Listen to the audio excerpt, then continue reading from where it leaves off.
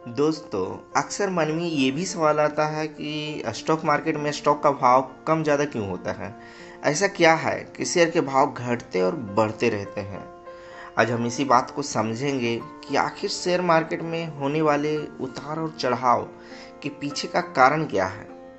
Stock market का सबसे मुख्य काम है एक मार्केट प्लेस बनाना, जहां शेयर खरीदने और बेचने वाले दोनों हमेशा मौजूद रहे।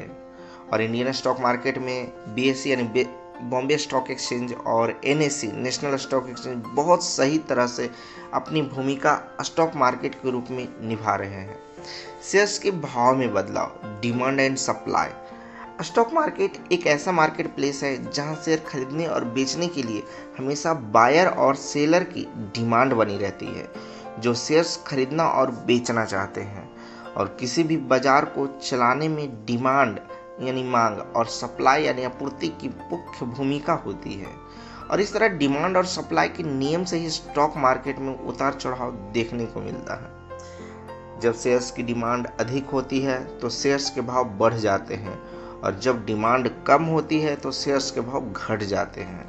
और शेयर्स के भाव घटने और बढ़ने से बाजार का सूचकांक यानी बीएसई सेंसेक्स और एनएसई निफ्टी में भी उतार और चढ़ाव देखने को मिलता है। शेयर्स के भाव में बदलाव, शेयर्स के प्रति नजरिया।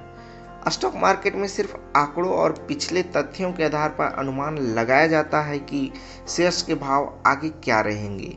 एक ही स्टॉक के बारे में हर किसी की अलग अलग राय हो सकती है। कोई उसे खरीदना चाहता है और कोई बेचना चाहता है, और इसी खरीदने और बेचने के अलग अलग नज़रिए को लेकर ही लोग स्टॉक मार्केट में स्टॉक खरीदने और बेचने का ऑर्डर डालते हैं। और लोगों के इन अलग अलग नज़रिए और ऑर्डर्स के ऊपर डिमांड और सप्लाई के नियम से स्टॉक मार्केट हमेशा काम करता रहता है। और डिमांड अधिक होने पे भाव बढ़ जाते हैं, और डिमांड कम होने पे भाव कम हो जाते हैं। स्टॉक मार्केट में कोई भी व्यक्ति अपने अनुमान के हिसाब से सही हो सकता है या गलत भी। कोई भी हमेशा एकदम सही सही अनुमान नहीं लगा सकता। स्टॉक मार्केट ही सब कुछ स्पष्ट करता है, बाकी कोई दूसरा स्टॉक मार्केट में होने वाले उतार चढ़ाव को सही सही नहीं बता सकता। इस तरह से हम समझ सकते हैं कि स्टॉक मार्केट में जो लोग भाग लेते हैं यानी स्टॉक खरीदने और बेचने वाले लोगों को लेकर एक स्टॉक मार्केट बन जाता है। और इन खरीदने और बेचने वालों के मध्य एक डिमांड और सप्लाई का नियम काम करने लगता है, जिसकी वजह से शेयर के भाव उतार और चढ़ाव देखने को मिल जाता है। स्टॉक मार्केट में उतार चढ़ाव के कुछ कारण। वैसे तो स्टॉक मार्केट में उतार चढ़ाव के बहुत सारे कारण हो सकते हैं। उससे कुछ प्रमुख कारण इस प्रकार हैं।